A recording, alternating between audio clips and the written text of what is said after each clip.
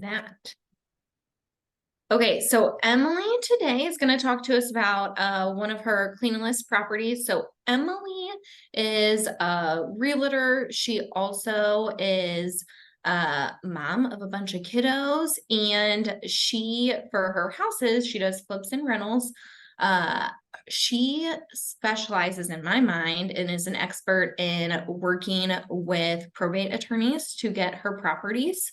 So she has a really cool and unique way to get her properties, and then she figures out what the right exit strategy is on each one. So Emily, I'm excited to have you, and you can share your screen or let me know what you need from me on my end. Wonderful. Hello. I want to apologize in advance because I am outside and somebody decided to start mowing their lawn, so I might have to go inside. But I wanted to, and I'm just gonna, yeah, of course, it's the neighbor that started mowing their lawn. Okay, so can everybody hear me okay? Okay, shh, there. Okay. Yay. Okay. So does everybody see this? Yeah, looks good. Yep. Cool. Okay, so I have a really good friend of mine who's an attorney. She does probates, divorces, stuff like that. And I met her at one of my very first properties that I flipped. We just kind of went from there. She kind of started sending me all her deals and said, hey, this client needs to sell their house. So whether I was able to take it on as an investment property or list it on the market, it just kind of worked out that way. So this specific property was a probate case where the owner had passed away and the family members just needed to sell it. They actually had a real estate family member, like an agent who was a family member or family friend, I can't remember. And they were like, hey, just to be honest, like if it came down to listing it, we would probably go with them. And I was like, totally fine, because I was interested more in purchasing it. And so the way that when I meet new clients, I always, give them several options. So I always say, let me take a look at the property first. I always ask them if they have a price in mind that they're looking to sell it for. Sometimes they do, and they say, yeah, I'm thinking X amount. Sometimes they are like, and most of the time they're like, I have no idea. And so when I walk the house the first time, I always take photos of, I always ask, can I take photos and videos of everything so that I can go back, run my numbers, and see what it's going to take to make these repairs. And then I always tell them up front, like, before you accept an offer from anybody else, if you are talking to other investors, let me know, because I might be able to beat their price or whatever it is. So I met with the sister. It was the sister and her partner, and I met them at the property, and they were like, it was a very recent death. So they were, just not, they were overwhelmed with stuff. So I was very quick. I walked the property, and I didn't, anytime I see a house, I always I don't initially point out everything that the house needs, because that's probably the last thing that people want to hear is like, oh, okay, my house is, a piece of crap. So, this is a beautiful house. Yes, it needs a lot of work, but I've got the eye for that. So after I walked this property, I had so many different options as to what to do with it, because it's such a unique house. It's in Wentzville, and it's in a corner lot. And when I pulled up the tax record, I always try to find out as much information as I can before I view a property, just so that I, have a general idea as to what I'm going to walk into. And so it was pulling up on the tax record as a duplex. It was really weird, because it has two addresses, because it's in a corner lot. So one address is 314 East Academy, and then the other one is 411 Wall Street, which is the main address that they were using. And so it was really hard to get any information from this house, because it was just really confusing all over the place. So when I got there, I immediately knew what, like, I just immediately saw what the, not the issue was, but what the, you know, the special circumstances of this house was. And it was originally a duplex, and a wall was opened up to convert it to a single family or be used as a single family. It wasn't fully converted to a single family. So it had everything set up as a duplex. So it had, it still does, has two HVACs. It has two bathrooms, two kitchens, two living rooms, two front entrances. It just has two of everything. And then when you go in the basement, it's a half crawl space, half basement, but it's not really usable basement. So I walked the property, viewed everything, and then this is a little bit about it. So found it with the attorney, basic information, originally a 1-1 duplex, turned into a, I want to say 4-2, but it's really difficult to say a 4-2 because they weren't actual bedrooms. They were just rooms. Like one of the living rooms could be used as a bedroom now because it was two living rooms. And then you know, like there was just so much space where you no longer needed two living rooms, you no longer needed two kitchens, two dining rooms, two of everything. So it's finding a way to convert those either into a single family or close it back off and use it as a duplex. So purchase price, we ended up going for 140. So when I think of purchase price, like I always try to, you know, as I'm sure everybody here does, think of the ARV, how much it's going to cost to repair it. But with this one, it was really, really hard because the ARV was really going to depend on what I was going to do with it. So like if I was going to keep it as a duplex, how much money was going to be thrown into closing walls back up, updating two kitchens, updating two bathrooms, doing all this. Or if I was going to turn it into a single family, how much is it worth as a single family? And how much money is it going to be to close walls, open up walls, turn one, you know, two kitchens into one. So it was a lot of, what do I do? So after looking at comps on the MLS, I kind of decided to go as a single family route. And that's where I got my ARV of 235. My initial rehab budget, and my numbers might not be completely accurate on here because I kind of went a completely different route. But when I was originally going to do it, rehab it into a single family, my budget was about 15. And the reason was I wasn't going to do anything crazy to this one. I wasn't going to completely renovate everything. I was just going to do like a basic everything and just list it. So that's where my numbers were.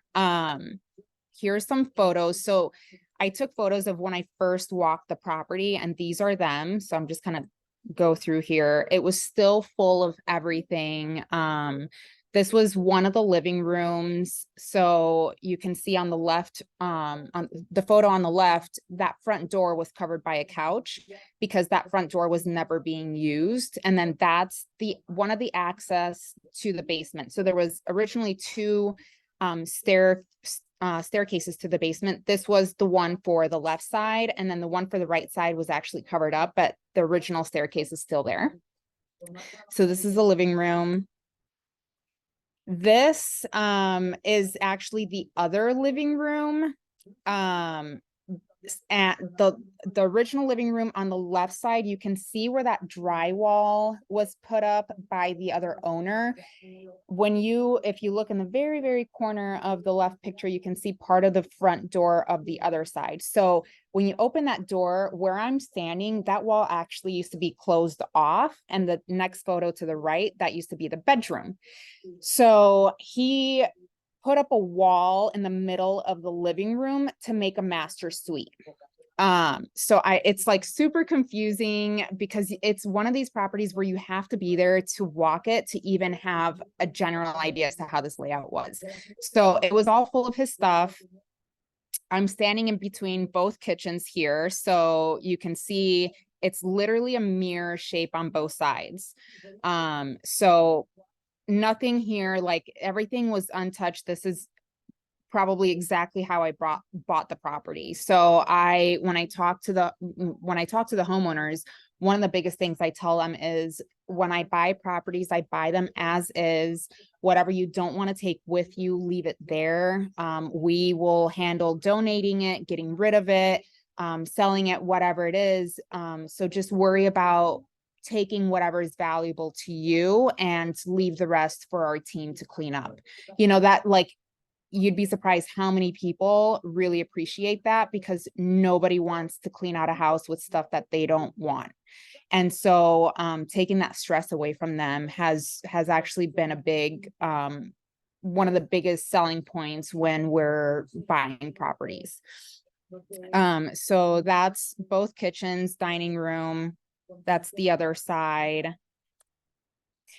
So initial rehab budget, clean out was going to be about 500 for the dumpster, flooring. So I was, like I said, I was going to do the basic stuff. So I was going to update some flooring. I was going to paint the house on the inside, the drywall, just depending on what exactly I was going to do with the drywall.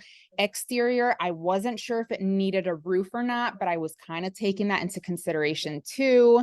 The bathrooms, about 1,500 each bathroom. The basement, I wasn't planning on doing anything in the basement. The HVAC, there was 2 HVACs and I wasn't sure which one was working, which one wasn't, because one was super old and the other one was very new. And I didn't know if the previous owner like eliminated one of them and was using the other one to do everything. Electrical, I wasn't planning on doing anything there. The panels look pretty recent. Plumbing, all the plumbing was super, super old and corroded. But it wasn't a lot of plumbing all over the place, because in the basement, all the plumbing was in one spot.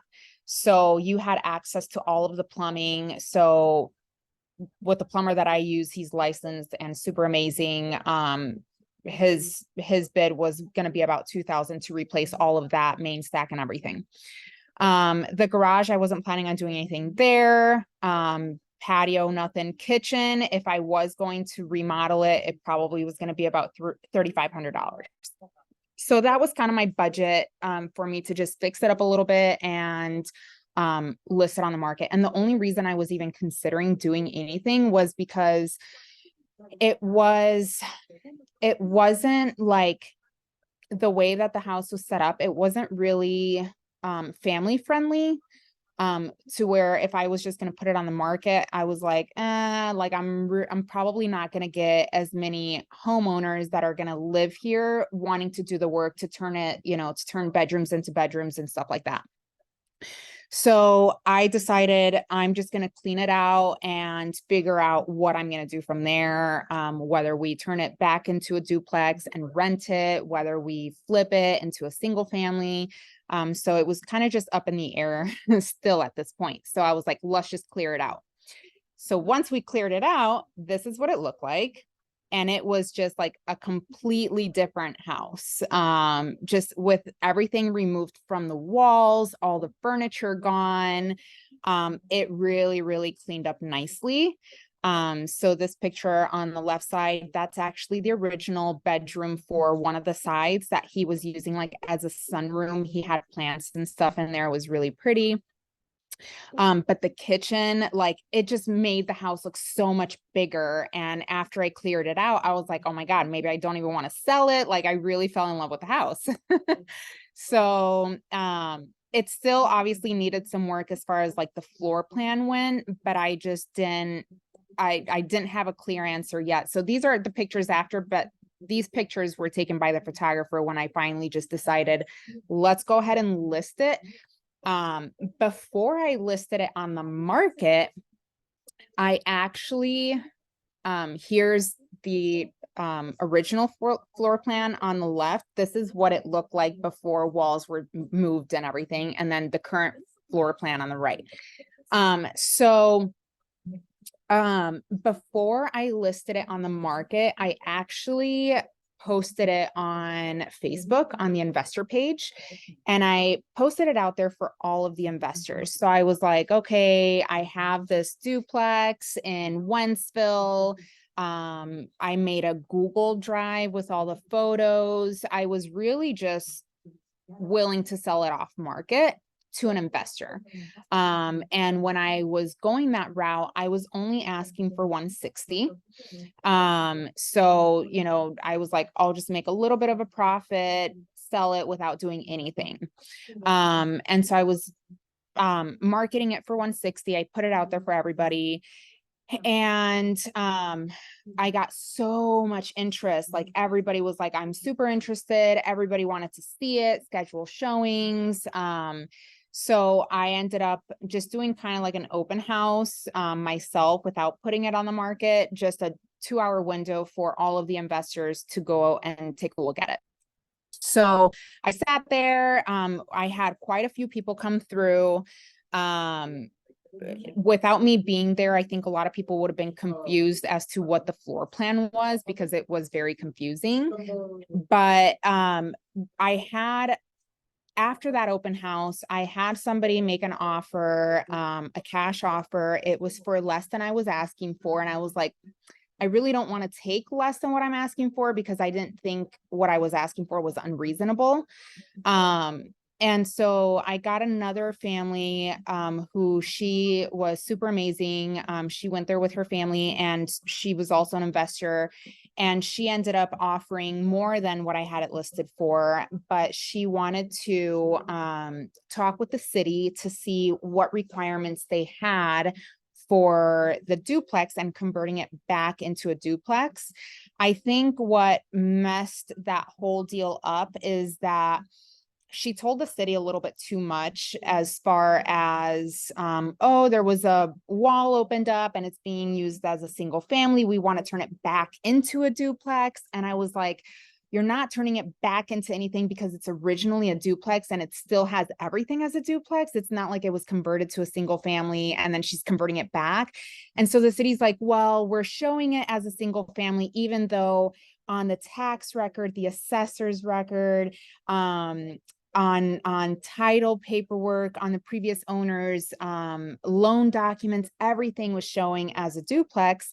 They were like, in order to be grandfathered into it, we need more evidence showing it. So they wanted us to appeal the whole thing and take it up to, and it was like a whole mess. And I was like, oh, you shouldn't have told the city what you were doing. You should have just closed it back up and then pulled permits to be able to rent both sides out as a duplex, because they wouldn't have said anything there. But the moment she told them that she opened up, you know, there was a wall opened up, she like completely opened up a can of worms. So then she's like, oh, well, you know, we don't want to go through that whole process because this is our plans with it. And she had like really, really good plans with the house. And so I was like, no worries, you know, like it's totally fine. So after all that went down, I was like, I'm just going to go ahead and list it on the market. And if I don't get what I want for it, then we'll just continue with our plans to renovate it. And so we ended up listing it for 185. We sold it. We got multiple offers. Our highest offer was actually 220. He had an escalation clause, was using a hard money loan, some other hard money loan from some other state. I don't remember who it was. But he had like all contingencies in there. He had the inspections, the appraisal, loan, all this stuff. And then at the end of the day, we ended up with a cash offer for 200 with absolutely no contingencies, closing in like 10 days. So we went with that offer. Our holding costs, I'm just kind of going based off of our, you know, the hard money loan on this one. So I want to say it was about 7,000. I didn't really keep track because counting the time that we waited to clear it out. The rehab cost 1,100 because that's what we paid for somebody to come in and clear it out. And then as soon as we listed it, we had, like I said, multiple offers from investors, from homeowners, from everybody loved it. Nobody wanted, nobody cared about the floor plan or what. I think I overthought about it because I was like, nobody's going to want this floor plan. We're going to end up having to do something, which we didn't. But that was really nice. So, lessons learned. Don't waste time on getting it cleared out fast. That's kind of one of the things that I've learned with all of my properties is the faster you clear it out, I feel like the better, the quicker you have an idea as to what you're going to do with the property. So in this case, as soon as I cleared it out, I was like, oh my God, this is such a nice property as it is. Like, it just looked way different. And that's when we decided to just go ahead and list it. If sharing it on Facebook pages, like if you're trying to sell it off market, have everything ready in a hard drive, because I had everybody asking me like for information and I was not prepared. Set your own open house for investors to make it easier. So if like, again, if you are selling it off market, it was just a lot easier to have like an open house window where everybody could just come in instead of just trying to meet each individual person. I also feel really weird about giving people access to the home when it's not listed or if they're not represented by an agent. So I always want to be there. The city's always right. So it didn't matter how much I fought the city of Wentzville to just go ahead and approve whatever it was that buyer was trying to accomplish. I really wasn't fighting it too hard, but I was at least trying to like help her out because she had big plans with it. So I just, after I wrote them a very lengthy email, then explained everything and provided them proof, every single proof that they were asking for, they still said no, that I had to go, make a case in front of the whole city. So I was like, no. And then there's a buyer for every single property. So that's, even when I'm selling any property that we flip, but especially like this one, there's just always going to be a buyer for every single property. You just don't know until you get to that point. But I had multiple buyers for this property for literally just cleaning it out and making it look nice and presentable, where everybody had all these ideas that they could have, done with the property. So yeah, I think that's it. That's it. Emily, that is a fascinating story. I didn't honestly know much about the house. I just kind of heard about it from our Emily with lending and Rachel. But I was taking some notes, and I feel like there were a couple things that I loved that you said. One of them is, I feel like the other thing that really helped you with this house is your location, and the fact that like there are such little opportunities for home buyers, Right. that price point. Yeah, absolutely. I think even for an investor standpoint too, it's almost unheard of to find a property that size for 140 like I did. But it really is all about how you present it to the person that you're trying to buy the house from. What of value are you giving them? Like if you're just saying, I'll buy it for this price, then it's like, okay, well, maybe I'll look for other options. But when I make an offer to anybody that's looking to sell their house, I always break it down for them and I give them options like, okay, so this is my offer to you, and this is why these are things that we have to take account for that they probably don't think of, so at that point I am going to point out it needs all new plumbing, the roof looks shot so it might have to be replaced, the HVAC is old. So I break it down to them so that they realize that anybody looking to buy a home, these are things that could potentially come up. So when I do that first walkthrough, that's really my inspection. I never have an inspection period that's gonna like give me an out from the contract, and I let them know that. I tell them, hey, this is my inspection, here's my offer, we do as is and we close as quickly as the title company can get everything together. And I do present it as a cash offer, even though it's a hard money loan, because technically it is. And I tell them, with all this, I want you to know you don't have to worry about, you know, somebody coming in and asking for inspections, or, you know, you get a price and then after inspections, the price goes down. That's one of my biggest pet peeves. And I know a lot of investors do that, which is totally fine, nothing against it. But even as an agent's standpoint, when I have a house listed for sale and an investor comes in and they give you a price and then they do their inspections and then they lower the price or the deal is dead, it's a really big turnoff and it actually makes sellers upset. So I try to eliminate that altogether, just to build that, that confidence between both of us, you know. I want them to trust me and know that this is your final number. This is what you're walking away with. You know, where if you're listing it, then you have to account for realtor fees. You have to account for, you know, possible repairs that the buyer might ask for, or this and that, you know. So I make it very, very clear up front, like, this is the final price. We're not going to lower it after any inspections. We're not going to ask you to repair anything. We're not even going to ask you to clear it out. We will clear it out for you. And I let them know a lot of times it's stuff of sentimental value. So I don't even say we're going to throw everything away. I say whatever we can donate, we'll donate. And whatever we can't, we'll remove from the home. So I think that kind of also eases it up. So it's not like you're just trashing everything they have in the house that is of value to them. So, but yeah, the price point and the location absolutely helped. Just because, yeah, there's really nothing on the market for that price for that size. So Yeah.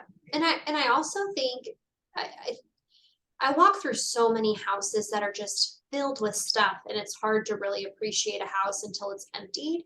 So I think that's also a good point. Like when, like sometimes, like Rachel and I buy houses together, and we'll sometimes be like, we need to just get everything out of the house. We know we have a few different exit strategies, and let's just see what it looks like. But to me, what you did is a true clean and list, because you literally cleaned it out. Did you even clean the carpets? no, Okay. no, Yeah. but I did get somebody to come in there and like wipe down like the bathrooms and stuff. So we did pay like a few $100s for somebody to like give it a clean, like vacuum, mop, clean the bathrooms and the countertops. But other than that, we didn't clean the carpets. We didn't do anything. Yeah. I'm curious, like from other people, like how what you consider a clean and list versus a rehab, because I feel like everyone kind of thinks differently about that. Some people clean and list means like paint, washing carpets. Some people mean like clean and list the house can still be like super grody and nasty, and they're just kind of like listing it on the market as is. I definitely think like even for clean and list, there are times we actually did, well, yeah, I should say we painted that wall that was just the drywall that looked like it was recent drywall, because when I painted it after the investor walkthrough, but before we listed it. So in the listing photos, you can still see that wall was not painted. But we ended up painting that wall because I had a lot of people questioning like what happened there. And I was like, nothing happened. It wasn't a repair. Somebody just put a wall. So I painted it so that if it was a homeowner that was walking through, that wasn't going to throw them off like there was a repair done there, because it wasn't. But I've even been like, even as a realtor walking properties and helping homeowners get houses ready to list, when they remove all their stuff, any odor, like if that house had any type of odor, I would have 100% run an ozone machine in there and eliminated any pet or smoke odor. And just things like that. Like I just tried to make it as neutral as possible for a homeowner to be able to envision themselves living there, as well as any investor be able to envision the endless possibilities with that one, like I did. So Out of curiosity, was it a homeowner or an investor who bought it? Do you know? it was, I think it was an investor, but the way that, so I actually met the person who's doing the work for that house in a really weird way. I can't remember how I met him, but it was like such a coincidence. Because he looked me up on Facebook and he was like, oh my God, that house that you sold on Wall Street, I'm actually fixing it up for him. And I was like, really? I'm like, I'm curious, what is he doing with that property? Because I was very curious. And he's like, well, because it has 2 driveways. So he ended up keeping one of the driveways that has the garage, and he's going to use it to store like his equipment. Like he has like trucks and stuff. So he's gonna use it to store that. That home, I think that the reason why we had issues with the city was because at some point it was zoned as multifamily. And then when they rezoned it, I can't remember what year it was, when they rezoned it, they rezoned it to single family only. So in order for it to be able to be used as a duplex, they needed the city to approve of it as like a grandfathered in situation. But with that wall being opened up, they were like, well, now we need some sort of proof that this was a duplex. And I'm like, literally just come into the house and you'll see, like, it was never a single family. But yeah, I think from what I understand is that he's fixing it up and he's going to rent it as a single family. Fascinating. Yeah. What other questions do people have for Emily? Or just in general about clean and list or anything? I got a question. Now go ahead, Mark. Did you list it as is, or was it? I So it was did. like like FHA, VA wasn't an option. You're just looking for cash. No, so FHA wasn't an option because of the 90-day rule that they have. And so I didn't really want to wait 90 days because if that was the case, I would have just fixed it up. So that was not an option. As far as like the FHA inspection, I didn't see any issues coming up with that. But so if I did have it for at least 90 days, I would have accepted a FHA. But when I listed it, I specifically put in the agent remarks that we are not doing any inspections or repairs. Not that Wentzville has any occupancy inspection for resale, but I wasn't planning on doing any of that. I was offering a home warranty that the buyer ended up not caring for. So I was marketing it on a special sales contract, no inspections or repairs, cash or conventional only, and offering a home warranty. And the only reason I offered that was because one of the HVAC units was older than the other. So if it was a homeowner that was going to be in there, I wanted them to feel confident that, one of their HVACs wasn't just going to give out on them. But I was willing to do the plumbing. I told myself if it came down to a homeowner wanting, if the plumbing was going to be a deal breaker, I was willing to pay the $2,000 and have all the plumbing redone. The only reason I didn't redo the plumbing was because I didn't want to put all new plumbing and then, the homeowner wanted to change the floor plan somehow or move the kitchen. Like I wanted to leave that up to the new buyer to be able to make that the way that they wanted to. But yeah, completely as is. And it closed, like I said, in 13 days, I think. So I was really not expecting to be able to sell it for way more when I listed it on the market, even after I paid commission. But it definitely worked out better that way. And how long did you own that property, Emily? Is it like 45 days? Before I listed it, it was like not even. I think I listed it like just a few weeks after I closed on it because I cleared it out. And then I did the investor walkthrough. So I think I listed it like 3 weeks after I bought it. So total, it was probably about 45 days. So you made 45 grand in 45 days. Yeah. That's pretty awesome. Yeah, that was really nice. And just for people who don't know the FHA rule, for FHA buyers, the current owner has to own that property for at least 90 days before they can get financing. So what used to happen is with the flipping business, we used to run into this all the time. we would just like rewrite the contract on the 90th day, and then the lender would close a day or two after that. They don't really allow that anymore. It's much more difficult. So basically you have to be confident that you're going to own that property for 90 days and then write on that. And then you start the whole FHA process. And FHA buyers, and I believe VA buyers, have two different, Yeah, it's not the same for VA. okay.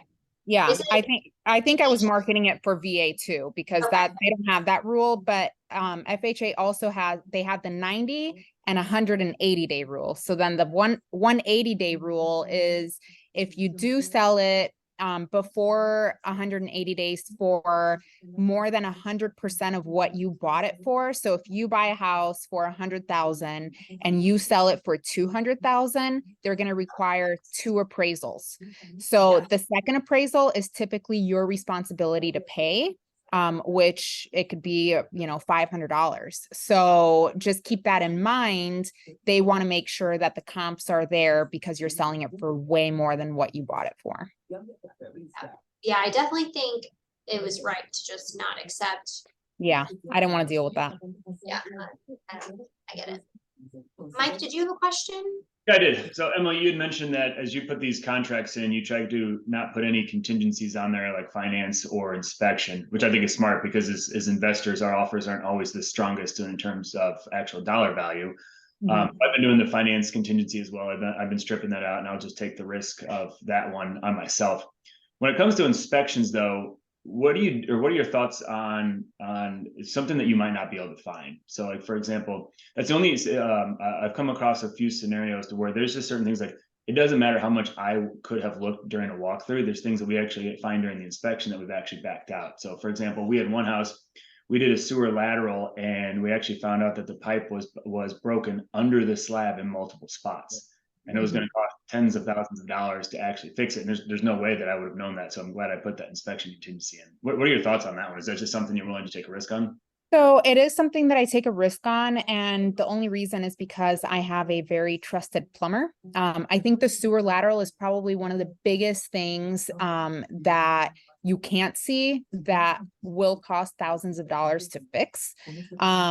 I will say a lot of cities and municipalities have sewer lateral programs, which I'm sure you were aware of, but anything outside of the house, it's typically covered by the city if there is a program in place. Anything inside the house is the homeowner's responsibility. But I will say, like, I'm running into that issue right now with one of my properties in St. Anne, where I'm already, thankfully it's nothing major to where it's going to cost me thousands of dollars. But it was just a bunch of roots and stuff. Like they started renovating, the basement bathroom. And they were like, this looks like something's wrong with the sewer lateral because it's clogged up. So I had an inspection and there was just a lot of roots. So after they cabled the line and everything, they saw a little crack right where they're working. So that's going to be repaired without them needing to do anything extra.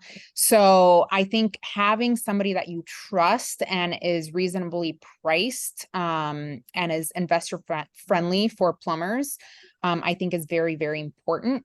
Another thing that I would do is you don't necessarily have to forego your inspections, but you can do, like in the special agreements, let's say, and we come across this all the time in the special agreements, you can put something like contingent upon walkthrough / inspection for information only within 3 days of acceptance. So that gives you 3 days to do your inspections, to do your sewer lateral, or you can just put it contingent on a sewer lateral inspection.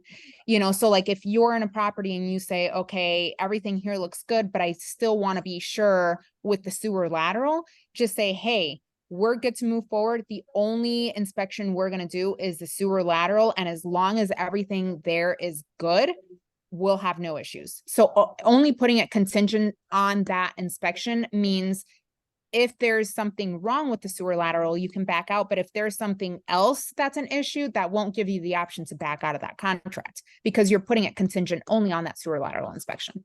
Right. And Emily, how many years of experience have you had doing this? With what part? Real estate or Right. invest?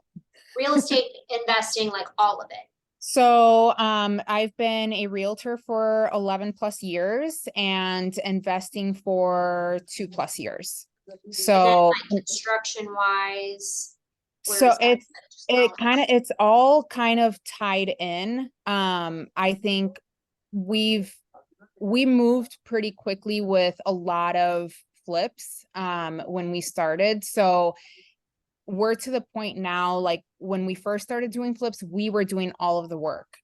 So we were pretty much finding contractors. We were, whatever we didn't want to pay for, we were learning how to do it ourselves, so that we could save money on certain things.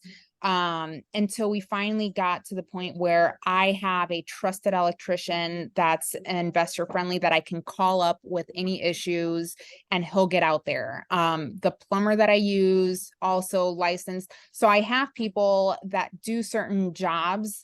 So I have contractors that know how to do plumbing and aren't licensed as plumbers, but I know what I can use them for and what I can't use them for. So I think building that list is essential for you to be able to have a more accurate budget. I always account for miscellaneous. And in that miscellaneous, I like to have like a $5,000 buffer because that's going to cover, you know, a big portion of whatever that miscellaneous is going to be. But yeah.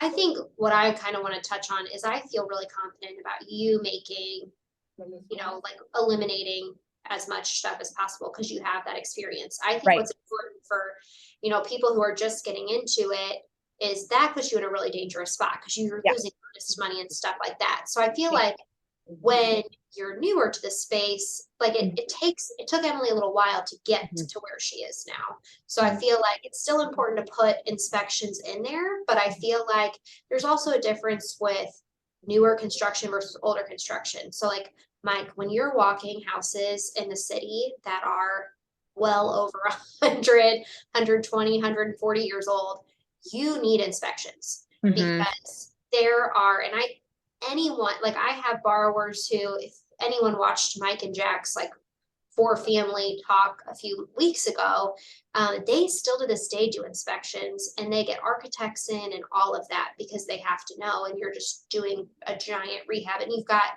potential for more structural stuff that you can't see. Now, when Emily's doing a house in Wentzville, is probably built in the 60s. You know, there's really not much you can't see, so it's a little less risk. I also think with you know, sewer laterals, I always evaluate, A, is it a slab? Because slabs way more expensive. I also look for trees in the yard. Trees are going to be really telling, or signs of old trees. Where your sewer line's going is going to tell you the likelihood of having issues. And then I also look into the program. I don't think St. Louis City really has much of a great program versus like Wentzville, Kirkwood, Webster. They've got better options for sewer laterals. So I think it comes down to, you know, what's your experience?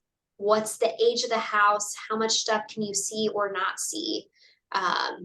Just to kind of help evaluate, like, is it worth me possibly risking my earnest money? And I think, you know, when you're, you know, maybe it's something a little different, you can also, you know, give people options and say, hey, I'd like to buy it for this, but I need to get a second set of eyes on it. I'd love to be at here, but let me just run through and make sure there's no surprises. So figuring out kind of your wording to make you still seem competitive, but also making sure you have outs so people aren't losing earnest money. Yeah. And I think you know, you can, one of the strong offers that I see a lot too, instead of waiving inspections, just making them aware that you're going to do your inspections for information only. The way that I've used it a lot when it's for clients that are buying a house, like I always tell my clients, you can do inspections for information only, which eliminates you being able, eliminates, I use this very lightly, eliminates your option to ask for any repairs, but it doesn't eliminate your right to terminate the contract if something major comes up. So making them aware, like, hey, here's our offer. we're going to do our inspections. Obviously, the shorter period, the better, but give yourself enough time to do those inspections. But say, I'm going to do these inspections for information only, you know, and you can eliminate just that paragraph. I don't know if you're, you know, which contracts you're using when you're buying properties, but just eliminating the, you know, letting them know that you're going to do it for information, or not even eliminating it, but just putting somewhere on there information only.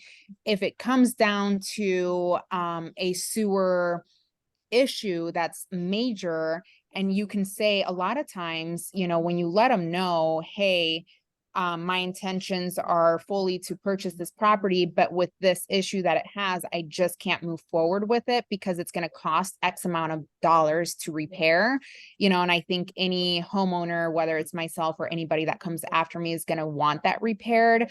If you're willing, I know we said we weren't going to ask for any repairs or credits, but if you're willing to come down on this price, we might be able to work it out. But that gives them the option to, instead of you just terminating the contract, let them know this is a big major repair that's going to have to be done, whether it's me or the next person. But that typically does kind of break the ice with them and say, okay, well, you know, yeah, you're right, I don't want to deal with it. So what price are you thinking? So don't be afraid to negotiate, even after you said, you know, like I said, it is one of my pet peeves when I'm the listing agent, because I'm like, well, you said, but technically you're willing to walk away, and it's okay to walk away from deals. I've walked away from plenty of deals, but it's okay to even just say, hey, I know we weren't going to ask for any repairs, but if, you know, we do like the house, so if you're willing to do this, we're willing to move forward. Cool. Well, we have like 5 minutes before it's at 1 o'clock, or 4 minutes. Does anyone else have any other questions about this or anything else before we wrap up? Real quick, I've got another one. Yeah. So you said you listed 185 and ARV was 235. Because I'm trying to figure out that number. I've heard some other investors talk like around that 80%, like where's that sweet spot? I've got a property that is going to need a little bit of work, but it's definitely livable. So where's that sweet spot under, how far under retail? Like if you did a full rehab, you know, so can you talk on that? Just where you felt like, I guess you just felt like the condition of the property was worth 185, so that's where you decided to list it. I thought that was a good list price when I compared it to similar properties that were also outdated. So there was actually quite a few comps that I was able to use. You know, like there were properties that were selling for anywhere from 165 to 230 that were in similar condition as mine. So when I listed it for 185, I really thought I was going to get like 185.